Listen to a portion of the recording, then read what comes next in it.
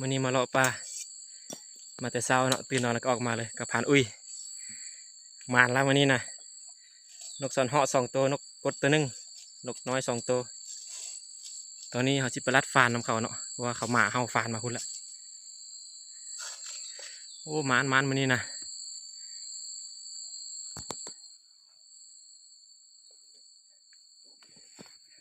ได้แนวกินข้าวเช้าละเราปลาแต่เช้าตอนนกกดเมื่อกี้นะครับเห็นนกอันนี้2 ตัวเนาะได้พูดละแต้มผ่านอุ้ยยิงแต้มหนึ่งเขายิงแต้มหนึ่ง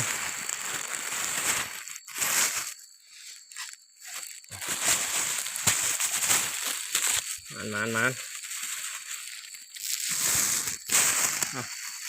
ผ่านอุ้ยมันมีถุงใหญ่มันใส่ถุงใหญ่ผมมีถุง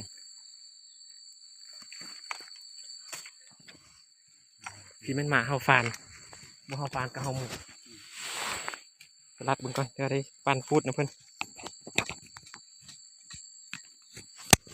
กำลังสิยิงนกกดตัวนั้นเห็นโคตรอยู่ปลายเพื่อนอันนี้มาทางกลางเอาตัวนี้ก่อนซะวะยางเลาะต่อนกต่อ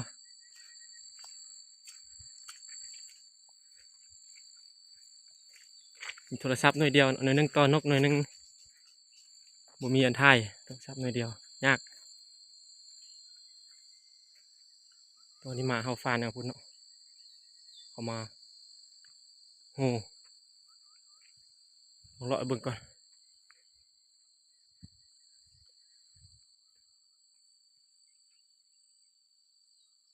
เลาะยามมื้อเช้าฝนสิตก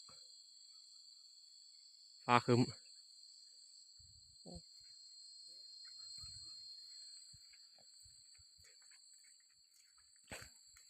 ไปรัดมันก่อนมันเทื่อหมานบ่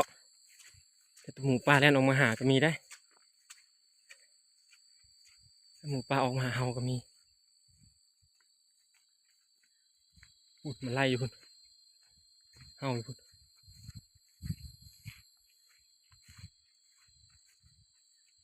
นกกดตัวนั้นเมื่อกี้งออยู่หั่นกดตองเท้าหั่นงออยู่ในหั่นต่ออีกไหมยังมาอยู่เลยยังห้องตอบอยู่เลย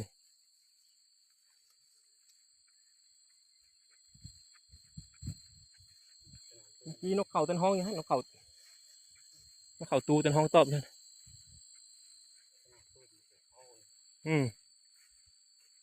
ทางป่าเห็นให้มันแล้วเนาะสนามปืนก็ได้สนามปืนทหารเฮาแลนด์ตี้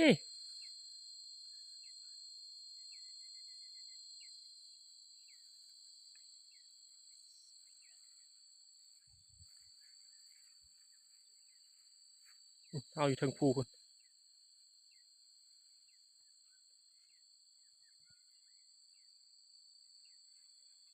อย่าเนาะไปยิงไปที่เนาะ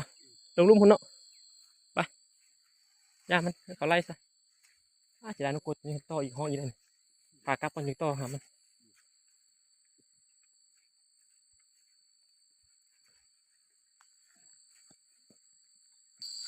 นกลาอยู่เขตนี้นะพอได้กินอยู่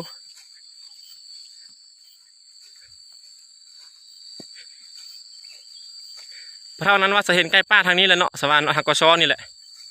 ตัวนี้แหละสวรรค์พาลุตอดกินเห็บงัวอยู่ไปเล็กเดียว